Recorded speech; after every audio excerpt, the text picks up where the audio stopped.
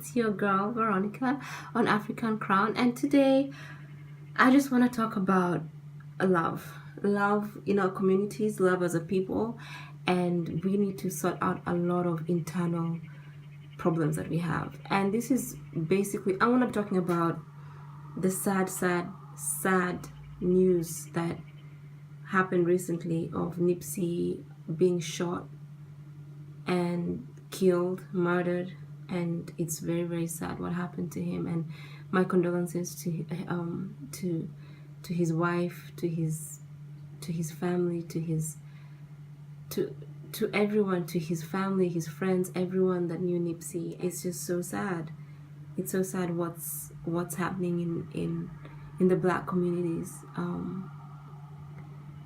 I feel like that there needs to be like a council of elders in every community, because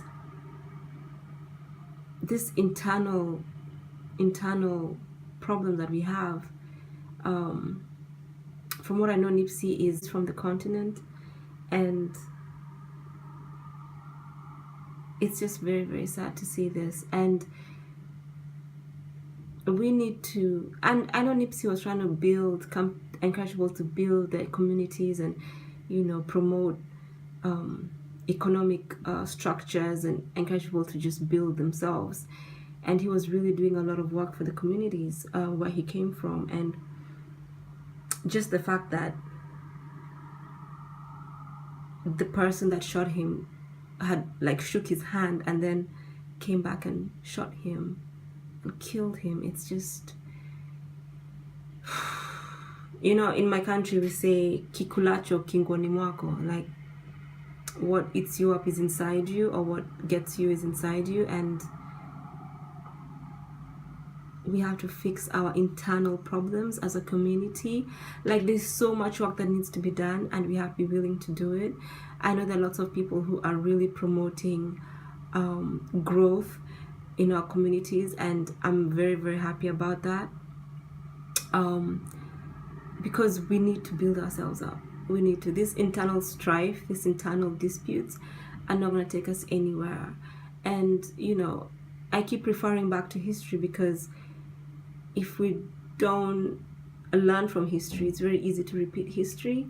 And that's why many times in my shows you see me talking about the past. During colonization and slavery, we were separated as a people. You're short, you're tall, you're lighter, you're darker, your hair texture is not as, your nose is straighter, you're kind of this, you're kind of that. Oh, your community is richer, you live on the highlands, you live on the lowlands. We were divided, we were partitioned, we were divided and ruled and conquered and enslaved. And we are still facing the side effects of that division. We've not recovered from the division of slavery, of colonization. We haven't. Because if we had recovered, then a lot of the killings we see of a lot of our leaders will not be happening. A lot of our prominent leaders were assassinated, were shot, were gunned down by people from their communities. Were those the masterminds? Were those the people who had the idea to begin with? Maybe not. In some instances, yes. But the fact that people can infiltrate our communities and use our own against us, that's something that we really need to look at.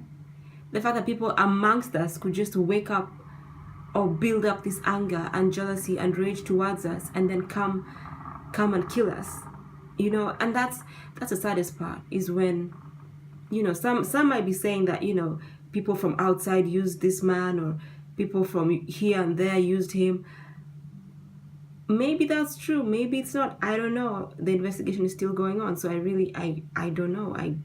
The case is going on, so I have no idea. All I know is that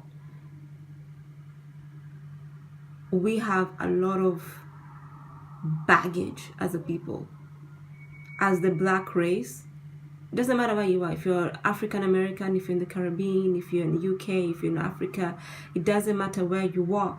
We have a lot of internalized hatred towards ourselves, colorism, and towards each other. And we need to undo this, because the level of a hatred we have for each other is not normal. It's not normal. It's not normal to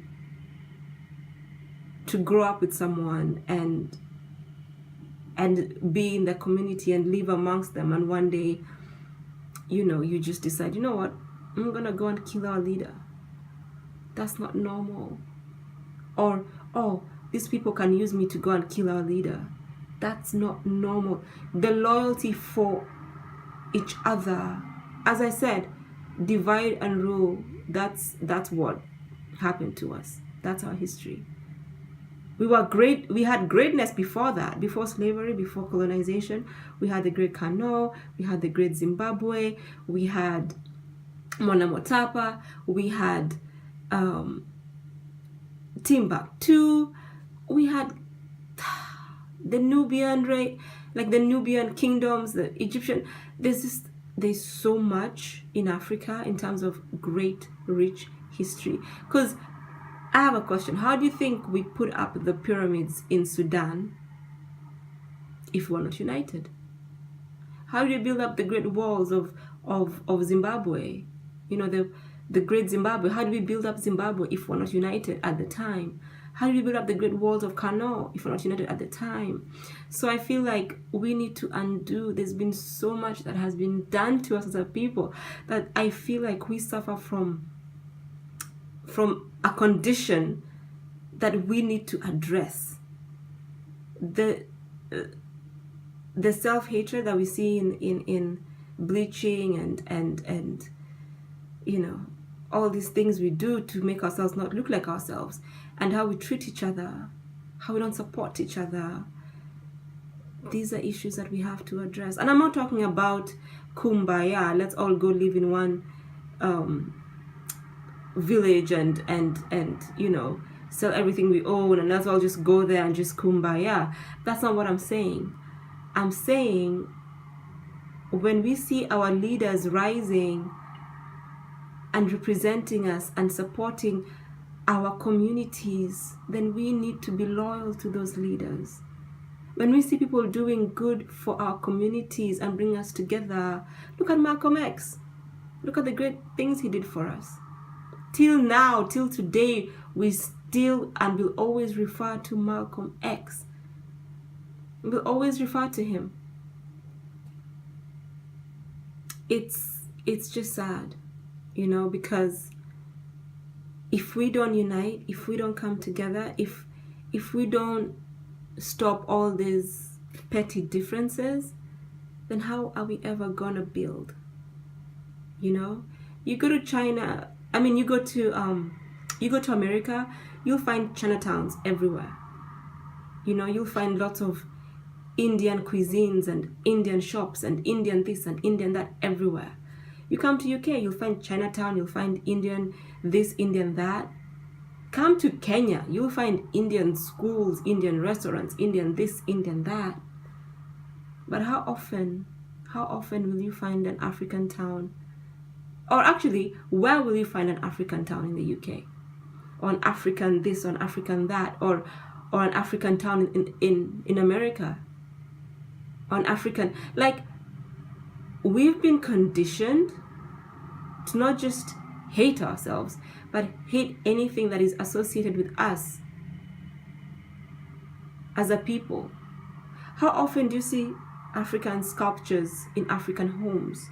Some might tell you, oh, that's voodoo, oh, that's witchcraft, oh, that's not good to have a statue.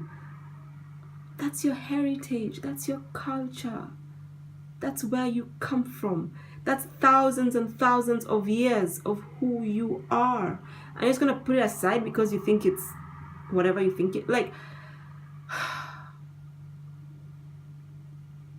and I keep saying this, we don't know our greatness. We don't know where we come from or who we truly are, because if we knew who we were, we would love ourselves, and then we would love each other, and we would support each other.